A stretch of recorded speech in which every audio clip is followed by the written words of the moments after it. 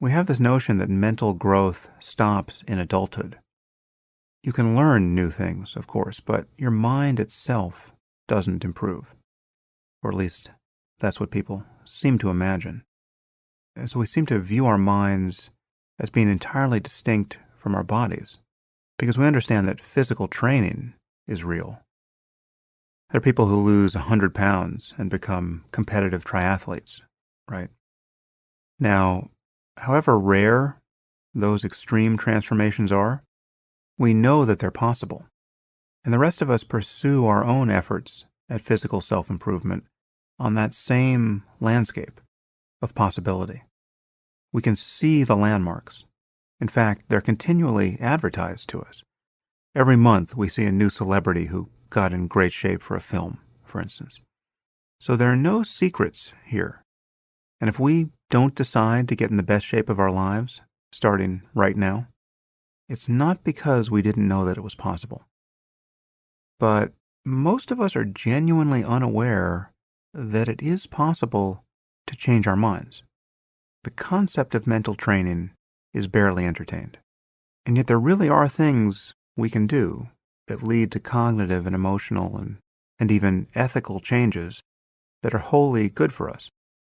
So it seems to me what we need is a new norm of human growth, where it's understood that growth is possible and even necessary, continuously throughout life, intellectually, in our relationships, in the way we prioritize the use of our attention.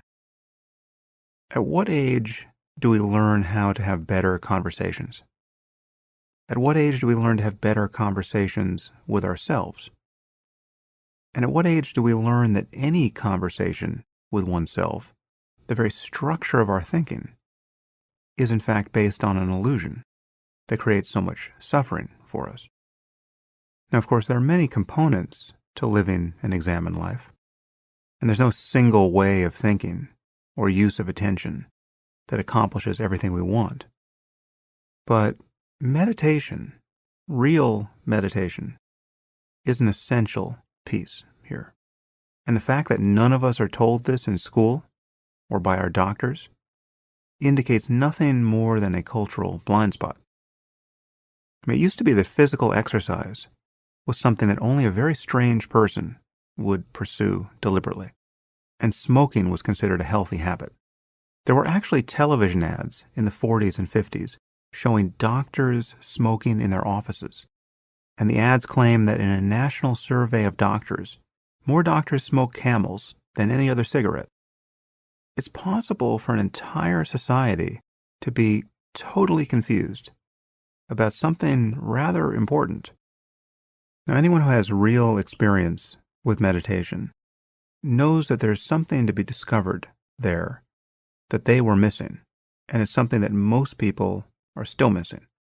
And the fact that most people don't know they're missing it doesn't make it any less of a problem for them or for the rest of society. Once you know how to meditate, you see that more or less all of the world's chaos, apart from natural disasters, is born of our lack of insight into our mental lives. All the conflict between people and all the pointless suffering it causes, all the disorder in people's lives born of their own misbehavior, these are symptoms of people's minds being totally out of control. The next time something happens in your life that makes you angry, or afraid, or sad, how long will you spend locked in the prison of one of those emotions? And what will you do there? What indelible mark might you make in your life or in our world on the basis of one of those emotions? One benefit that people get from learning to meditate is the ability to simply let go of negative emotions. You can decide how long you want to stay angry for, right? That's a superpower when you look at what's happening in the world. You can get off the ride before you say or do something stupid that you'll later regret. Now, negative emotions aside, have you noticed how fragmented your attention has become? Have you noticed how hard it is to sit down and read a book for an hour?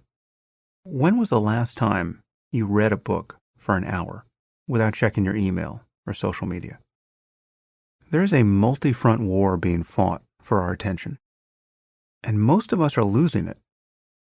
Have you seen the people staggering around with their smartphones, even crossing the street while texting, literally stepping in front of traffic without looking up? Have you seen parents around their kids visibly tethered to this digital leash? Are you one of these parents?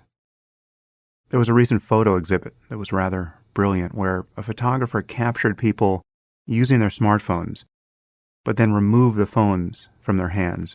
So you see these images of people in various situations in life while staring vacantly into their open palms. It's worth thinking about this psychological experiment we're performing on ourselves.